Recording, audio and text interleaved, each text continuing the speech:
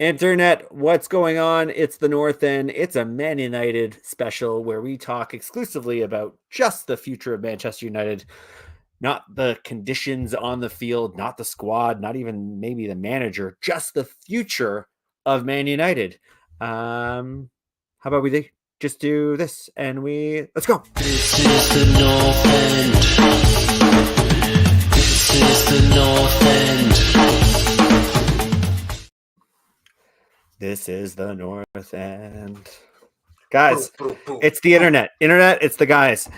We have, as usual, when we talk about the subject of Manchester United, Mr. David Convery from the new basement he recently purchased somewhere out in the beautiful, picturesque world of Niagara on the Lake. Just basking in the glow of having a proper. Was that like a fireplace behind you? Like that is. I just turned it off. It was getting a little too hot in here. And with us, relatively new, second time on the show, a new guy who is not anywhere close to the luxury of a basement house in Niagara on the Lake, but more the box confines of Liberty Village, but can go for a walk anywhere he wants in the city of Toronto and be there within 20 minutes. Can you say that, David Convery? No, I used to. I was very close to you, and I was very close to in Fort York. I could have walked to him in 10 minutes. We could have gone for a drink. But did you ever even think to reach out? I never did. But next time I'm in town, I say we all go to the Dog and Bear, catch a game. Let's make it happen. I'm going to pitch you an alternative where you maybe invite me and Luke Convery to go to your end of the woods and just drink pints. Luke Convery. Listen, everyone's always welcome here. Everyone's always welcome. Luke the Duke.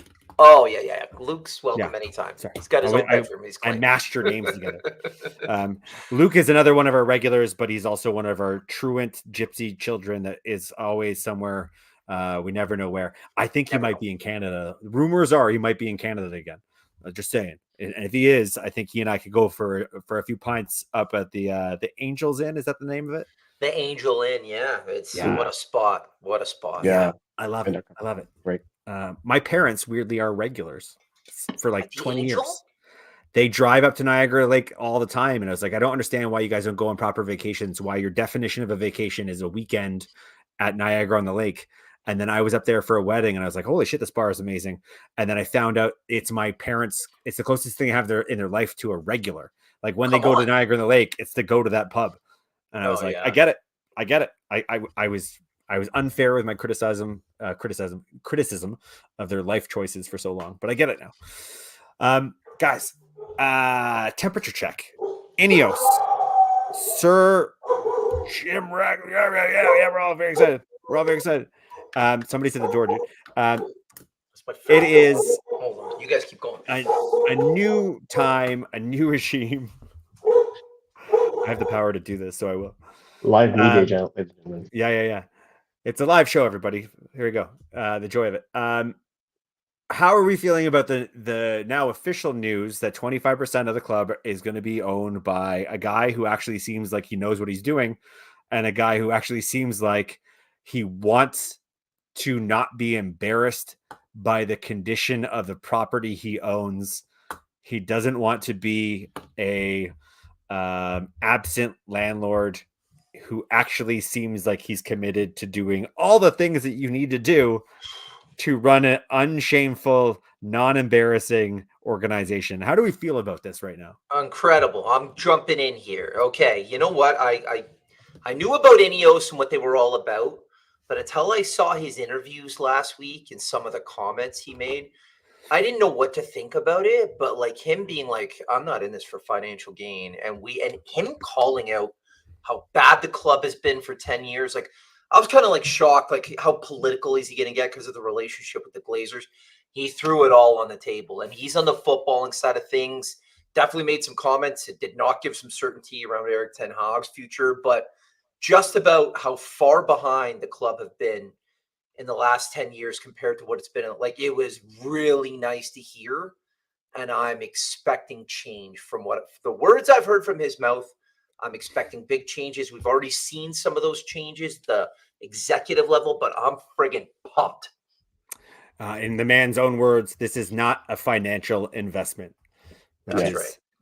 I mean, a guy for who's going to sure. take control of football operations, basically saying, I'm here because I love the club, or I want to build something I'm proud of. I'm not here to make money, was candy to the ears. Oh, For sure. yeah.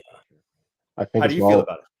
Yeah, no, it's for me as well. It's very important that he seems to be someone who, doesn't necessarily. I mean, I'm not sure how much involved he is going to be, but at least he puts people who know what they're doing in Yeah. positions where they're going to have a say.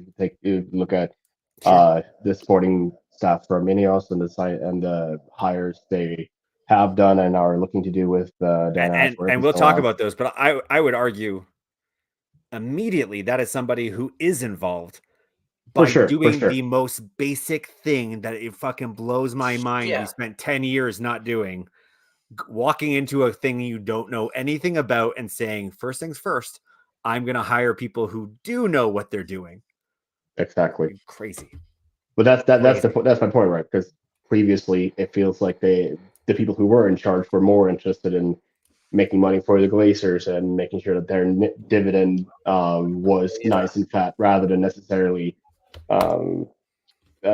improving the reason for their dividends being nice and fat. The day that David Gill and Sir Alex Ferguson walked out the door and Ed Woodward was appointed, let's just be honest. They said, go make us some money. We'll be okay if the team does well.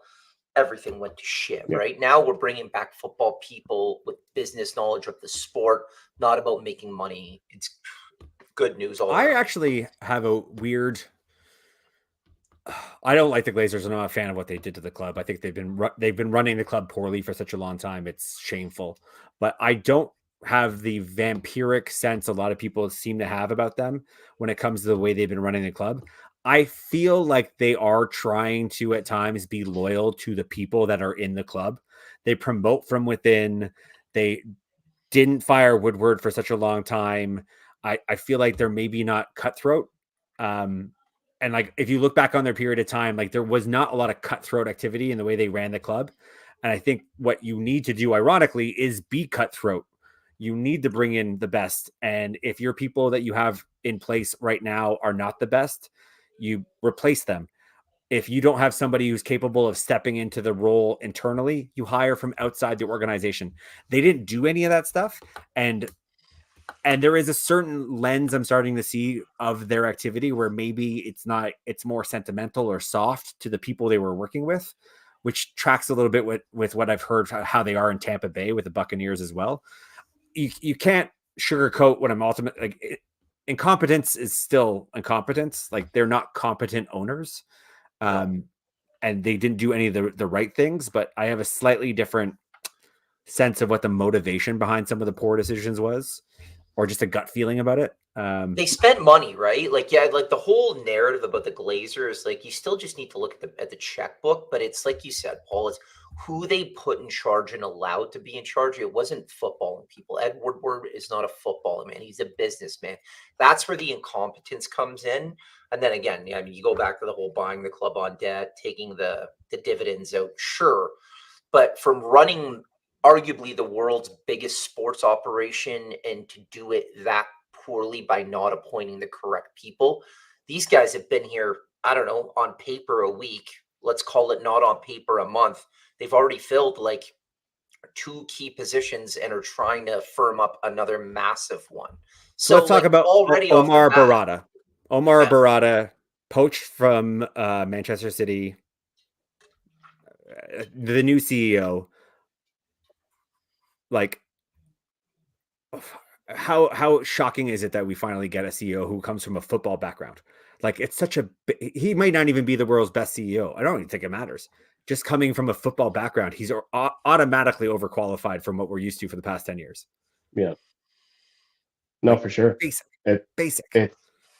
I feel like, just tying what you were saying earlier as well, that what Woodward did do well with all these sponsor deals and so on, that he managed to get. Like, we had they were a bit ridiculous at times with tractors and cup noodles and whatnot, but I mean, he got the money in that way. It's just that money wasn't really spent on good players and so on. So having someone who, like you're saying, just has a the faintest idea of what they're doing in this context, Sure. I feel like is going to be fantastic. And I mean, also just the statement that we're getting him from City, getting him to come over, I Yeah. feel is a very exciting. It says a lot about, for me, probably what the rumblings are behind the scenes about what's going on now at the club. You Mhm. know, with the club's general stature, and also what they're trying to do, bringing Dan Ashworth over and so on. So, I mean, just the fact that he's coming from City is exciting enough.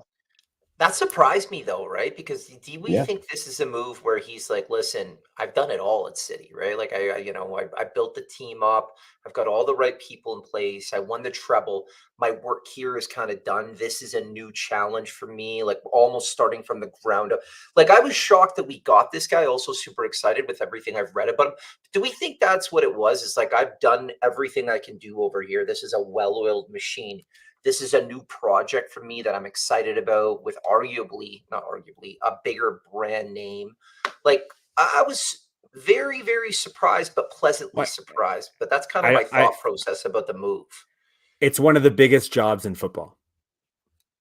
Like Yeah, what he was top given two or was three. like we didn't poach the CEO from Manchester City. Like this is a move up in responsibility, in salary, and all the things that basic Yeah, things that people make their decisions on. But also it's like one of the biggest jobs in football and probably one of the biggest challenges in football. And what's wild about this guy is that where I can't defend anyone, it's Woodward. This guy's going to be a proper CEO. What he's going to do is put people in place to run the club. He's yeah, there as a true CEO, the bridge between the corporate and the operations of the sport. And he will hire on those two streams of business, and he'll be the middle ground. Like that's such a basic, fucking obvious. oh yeah. Woodward wasn't doing it kind of role. That it's scandalous to me. Um, yeah, what I It do wouldn't like have about been a this guy money a move. lot. Wouldn't have been a money move No, though, right? He would I have think got that money's money. always a factor. No, I don't. I I don't. think if I don't City think were we like, buy. "Hey, we'll match," you know what I mean? I think this was like, "I'm an executive. This is a big. You nailed it. This is a bigger challenge at a bigger Sure, club. Strata, of course, it's a no yeah. brainer." sure. But I think the it can hit reality his is home he'll as come well. in and hire people. Like he's not even going to be the most important guy. He's going to do the most basic thing we need. It's just hire people. Yeah, Like the right people. The right people. yeah, Yeah. So, do you guys think that he is the one who kind of said to the group, or I have to imagine there's been a lot of back channeling?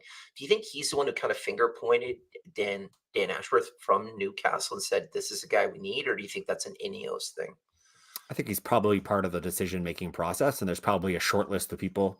Yeah, Yeah. I'm sure that short list was developed while the negotiation to buy the club was already without in question. development. Yeah. So um, what I will say about this guy that I was particularly like, a lot of the people we're talking about today, you can go through and find clips of them talking or moments. There's a moment, I think, in the Man City Prime documentary where he's sitting with the CEO of Manchester City and he's just kind of going through player by player. And I think they're speaking Spanish. I can guarantee Woodward would need somebody to tell him the name of players. Yeah. Whereas this guy just That, feels like that we had, like you think, like the players that we had on staff. You don't think he? No, I don't. I don't. players I think players that I think players we're that we being have, unfair to him. players that we have, players that we're considering buying, players that we're playing Yeah. against, the general sense of the market. I guarantee this guy could list off every player in the Premier League. So before you even continue and move on from this, I don't know if you guys caught the recent Mourinho interview with like Rio Ferdinand's channel. Mourinho said something incredibly poignant to me. He said when he was at Chelsea, every time he was at Chelsea, there was Peter Kenyon and there was Roman Abramovich and there was Jose Mourinho. He goes, so our recruitment, who I wanted, who I needed, he goes, was very clear. He goes, at Manchester United, it was never clear and it was always complex. He goes, and there was different levels that I didn't even have contact with. So Yeah. like the structure and like just recruitment and everything, I think is going to change dramatically. I think this guy's going to play a huge role as well as like Dave Brailsford and all the other people involved. It's Mhm. exciting. There's a story floating out right now where I think it's a Kanji who went to Man City. Yep.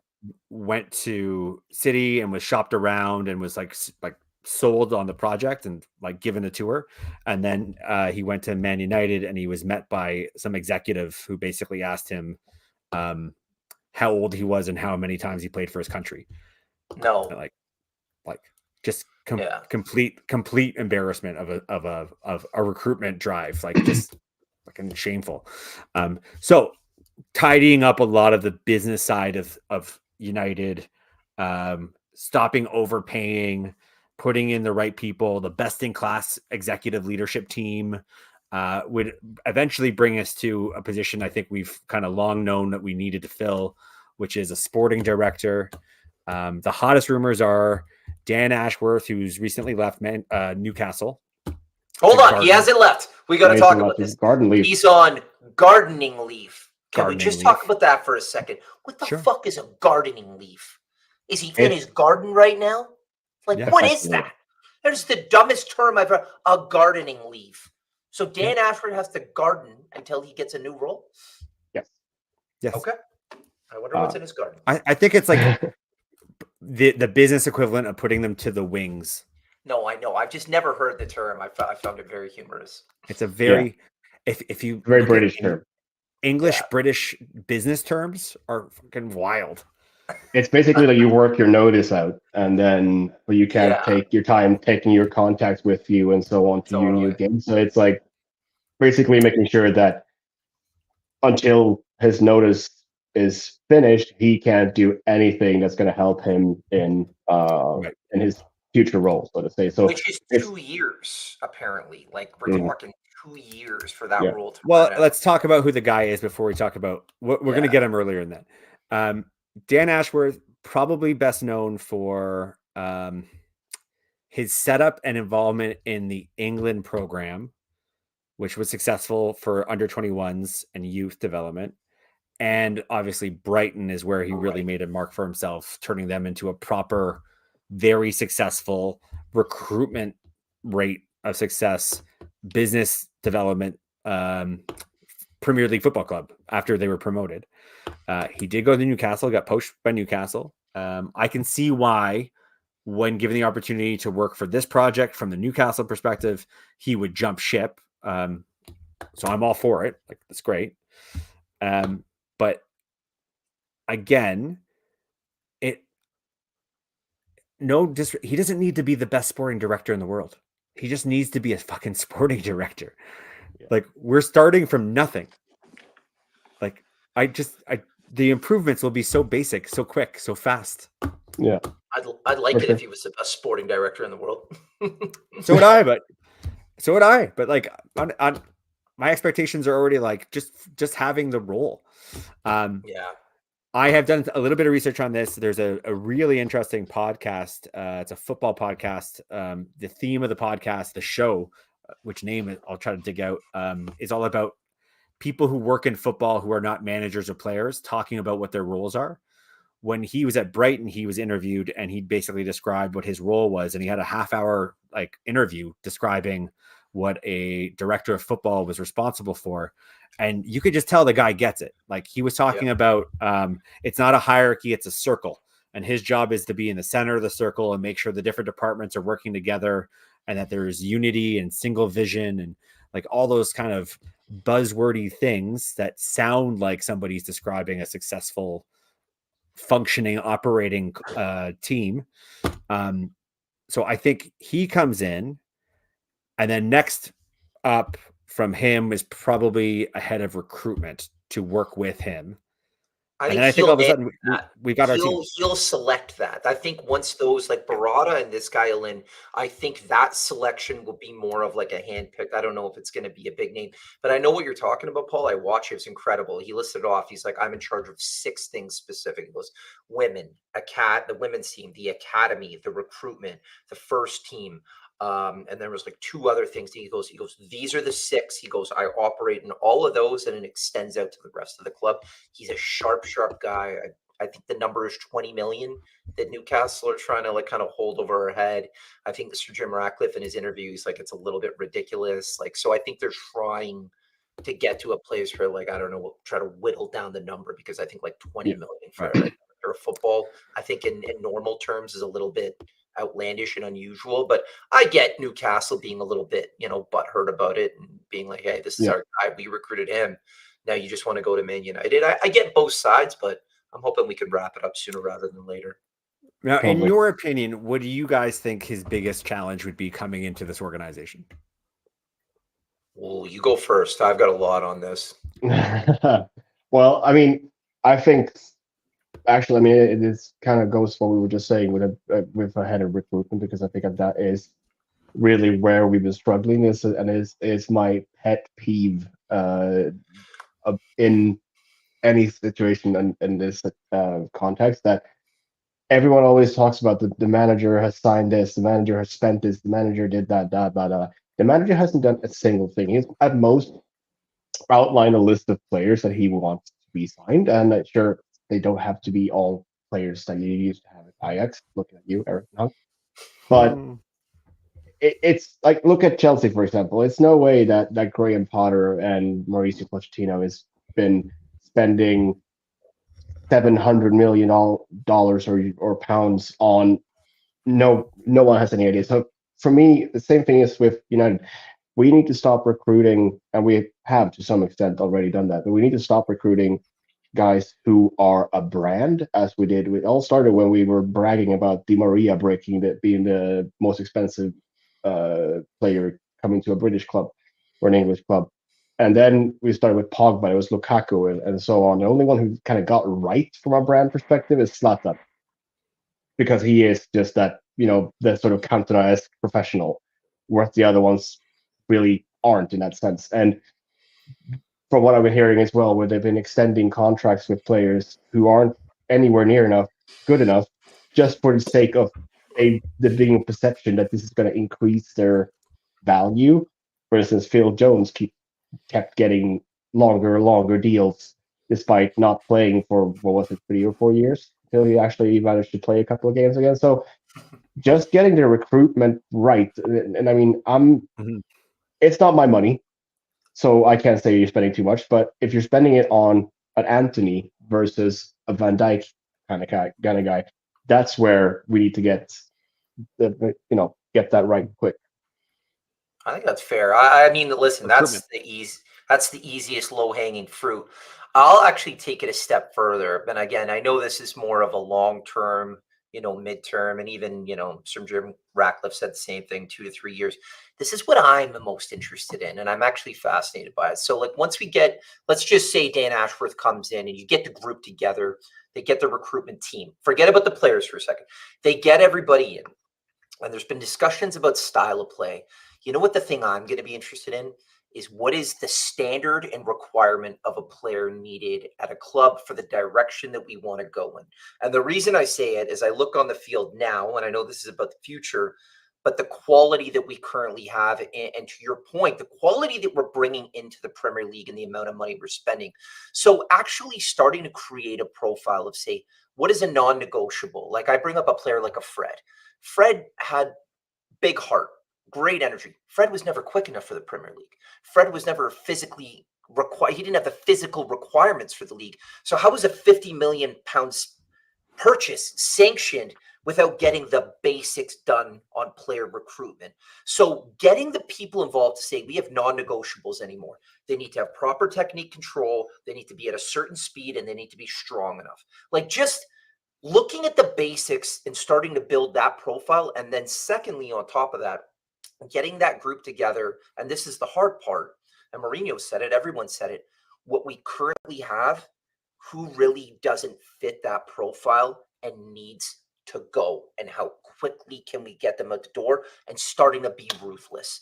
You don't want to be here. You got 2 more years, and you're not even training with the reserves. You're training on pitch 5 down there with another guy, and you're going to be doing it for the next year and a half until you and your agent sort it the fuck out and get out of here. We can't be Mr. Nice Guy just paying everybody anymore.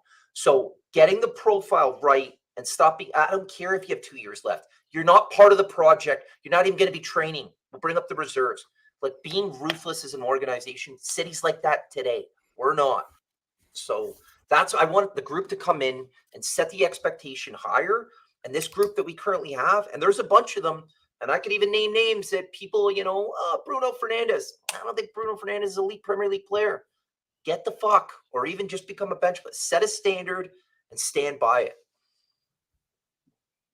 How much of what you just described is the coach, though?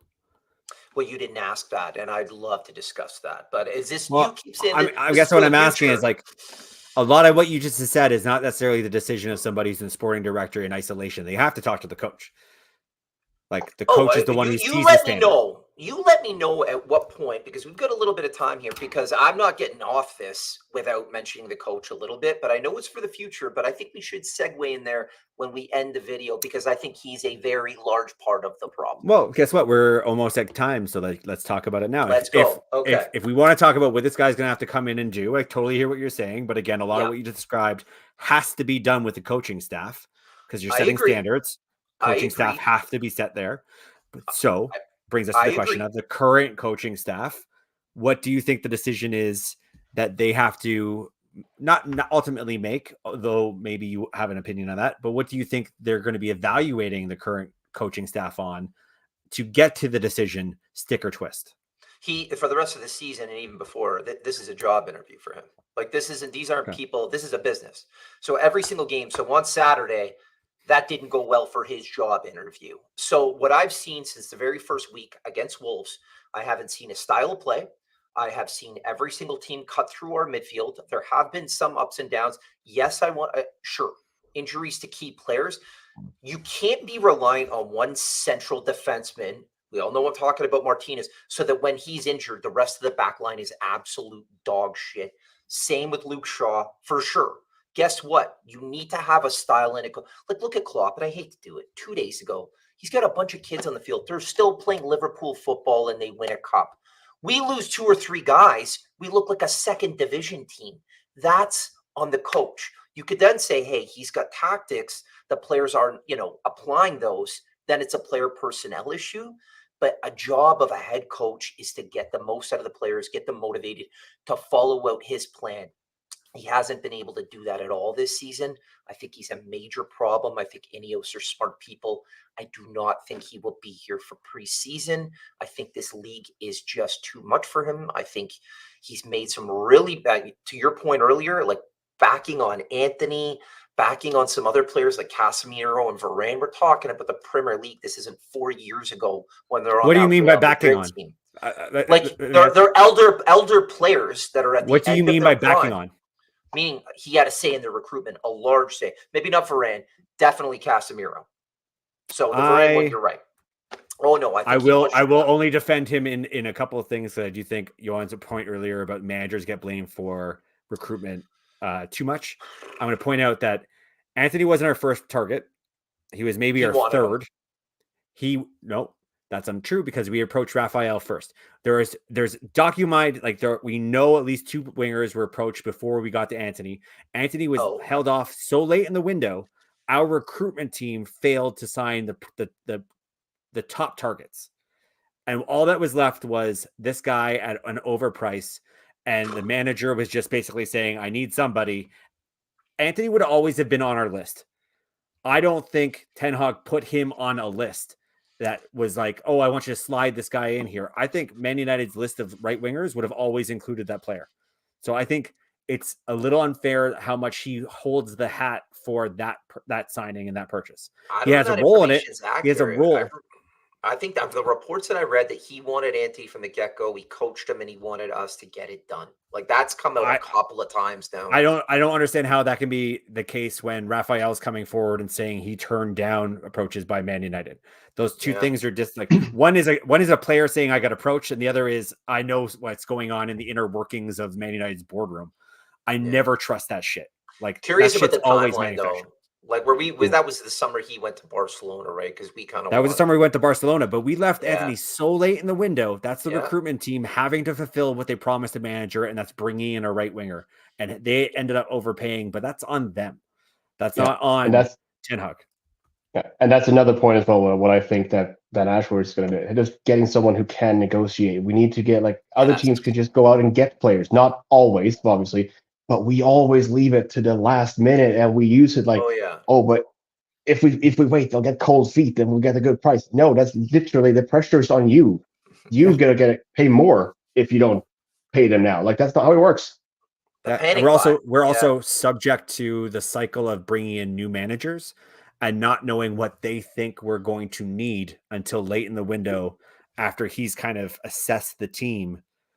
So we're not Man City, we're not Liverpool in that we know exactly what we need because we know exactly how we should be performing and we know exactly where we're underperforming and we know where we need to replace people. We're always in the cycle of, well, it's a new manager. What does he need every 2 years? Yeah.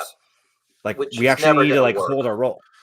It's never going to work, but I guess that's also what supposedly the director of football will establish. This is how we want to play regardless of who the manager is. So I will always know what positions we're falling short on.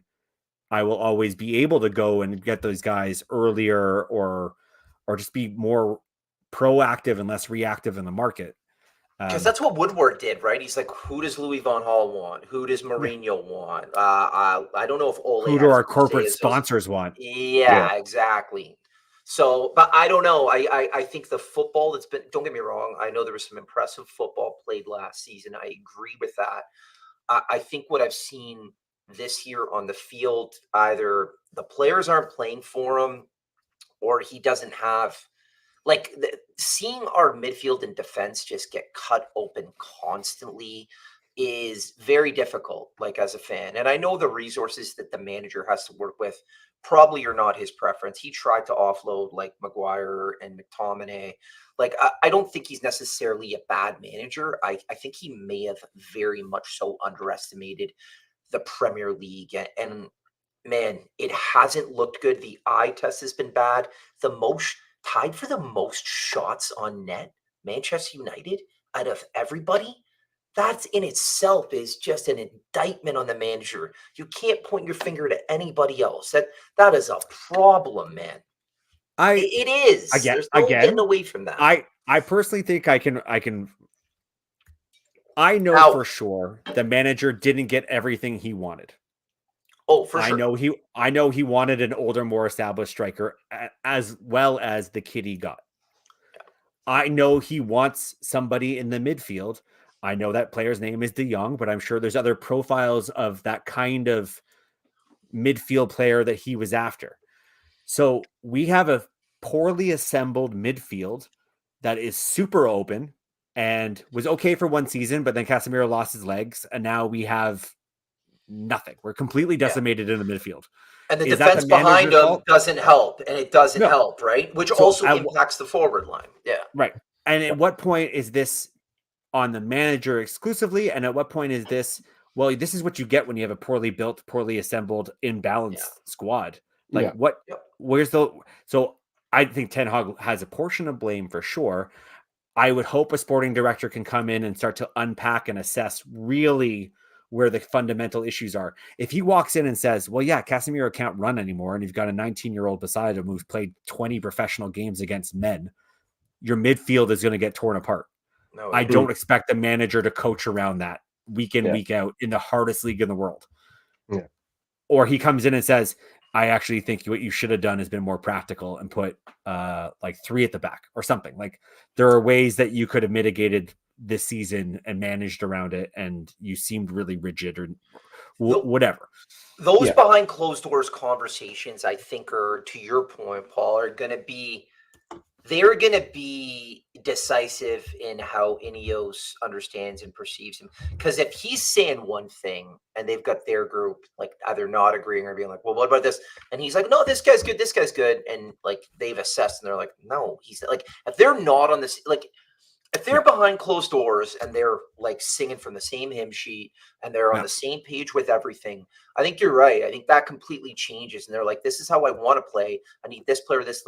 Like, if that's the case, I think this guy's got way more ramp.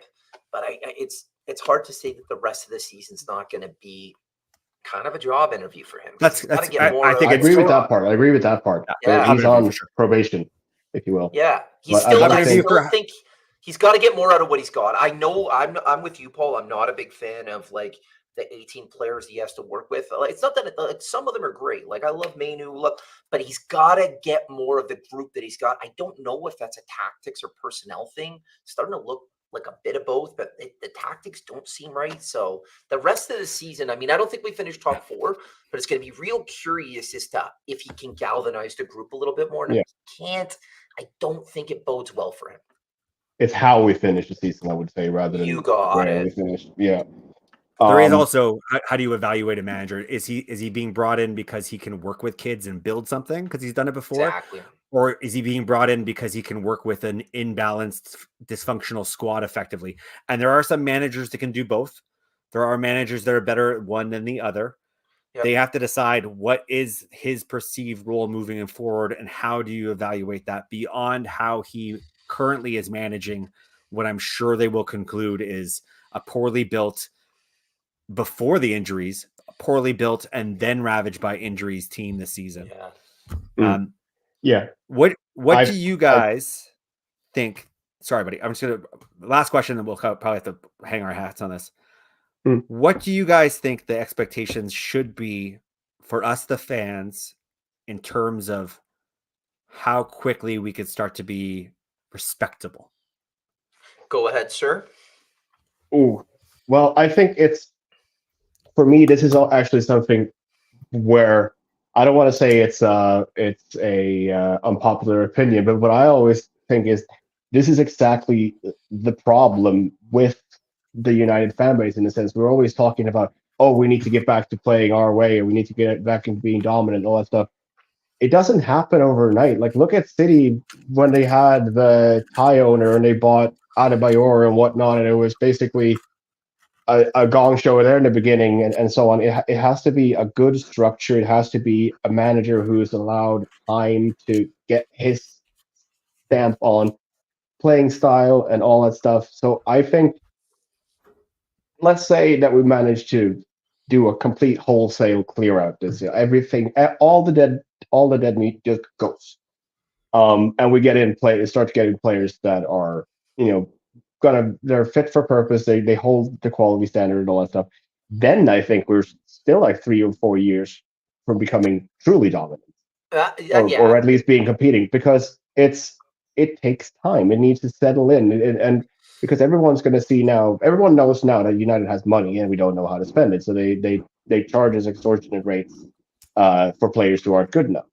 And obviously, when they have people in place now who can say, "Oh, hang on a minute, this guy's not worth 100 mil," that kind of thing, that's going to help. But what bothers me is that it's always to talk about how quickly can we get things going again, and that it kind of loses track of what. But it's important though. But it's enormity of, right? it is. We have to have as a sort of a guiding light. But if he's trying to, it's like the London like landlord style, where it's like, oh, there's mold on my walls, so just slap a new coat of paint on it. Yeah. Like that, you need to gut the place first and then build up. But and I think takes time. I think that's what they want to do. And I think even with, and it's very dependent, right? Like it's dependent on who you can bring in, who you can get out. And again, what United have never done, they've never went and signed like a Mahrez for 400,000. They've never gone and found a Conte for like 700, 800,000 pounds. And that needs to start. I think short-term expectation, I think the next 2 seasons, depending on how well this summer goes, getting people out and getting people in an academy, your aim has to be top 4 next year. The year after that, I think if we continue on a positive trajectory, top 2. In that third year, you're given 3 years now. You have to be aiming for a title if things are going the right way, regardless of the coach. If the infrastructure is in place, I think you can do it in 2.5 years, but the minimum expectation next year has got to be top 4, because personally, that is absolutely out the window for this season. I agree with that. Next year has to be top 4, but I think we're talking much too quick to be competing for a title in 2 or 3 years. 3 years you can do it. I again, and just keep in mind, Man City will be relegated because of the 115. Ragnick even said it. He goes, Ralph Ragnick's a smart footballing mind. He goes, it only takes, if done properly, 2 to 3 max 4 transfer windows if you're being serious about it and you go about it. in the third year, like people will get crazy if things go well and start talking about it. The second year, that's too premature. But in that third year, if we go about this the right way, I'll be disappointed if we're not trying to go for a title. But slowly but surely. I'm going to wrap with this last question, and it's a scale. If we were ending the season as we are right now, and there was still Glazers and only the Glazers in charge, out of 10, what's your mental state when it comes to Man United? What is 0? What is 10? Yeah, exactly. Please be clear. 10 being general happiness. 10 being like, holy shit, we're fucking, oh my God, we won a title. And 0 being, 0 being, I'm going to sleep in every Saturday and Sunday and hide under the covers in an effort to hide from the score. Negative 27. Okay. Strong. I'll give it a 2. 2. Because okay. I'm a generous 2. Yeah. By the way, negative 27 for Dave Convery is not surprising for all. Now that we do know that 25% is owned by a guy who wants to win, who doesn't want to make money, who's hiring the right people, who's fixing things, captain my captain, where's your headspace right now when it comes to the club? Now that we are in the reality of our current situation, not a hypothetical, the reality right now, where's your headspace out of 10? 6. Ooh. Yeah, I'd say 6 or 7. Because 6 for what is going on right now, and then up to like how I look at next season and summer transfer window and so on. A lot more optimistic. I'd say with next season, I would say you're touching on 8 or 9, just in terms of. Yeah, but it's not. It's just more like how it makes me feel, and that's my point as well. It's not necessarily how well we perform; it's how it looks. For me. It makes me feel so good. Mm-hmm. Okay, listen. Hold on to those numbers. Hold on to that hope. Next weekend, when we get smashed by Manchester City. I'll tell you why. I'm not even watching that game. I'm going playing golf. I'm purposely not watching because why? It's torture. Because why? You know what? Honestly, because why? I can still feel really positive about the future of Man United and be like, I'm lying. I'm obviously going to watch, but it's just going to be, you know what? Maybe it's good for like the Ineos standpoint. Be like, here's the gap. Here, they already know it, but here's the real gap. When you see our midfielders just getting walked by and Bruno Fernandes can't run and our defense are getting run by, and you see all the off the ball movement by Man City, maybe they'll turn to each other and be like, fuck, that's what we would like, but we're so far away from it. So the analogy said it earlier, I'd rather find the black mold in the house I have to fix before I start tearing down walls. So I know the extent of what has to be done. So I'd rather see it warts and all for the rest of the season, from the manager, from the squad, from everything, just so that, while certain somebody's gardening, he can start to assess. Well said. Saw a fantastic post about that. It was like this proper English castle garden. It was going to be like Dan Ashworth's garden by the time he actually gets to join United. Okay, gents, that's the show. It's a quick one. It's an in and out. It's a gut check. We may have some more of these as more breaking news happens. Certainly, maybe 1 or 2 before the end of the season, because I expect some real solid, defined news to break. Maybe some transfer news. But we're the North End, everybody. Like and subscribe. We usually talk about all things Premier League across a bunch of teams. Give us a like or subscribe, or we're going to burn down Dave Convery's house. Yeah, please start liking and subscribing. Yeah. Other than that, bye, guys. This is the North End.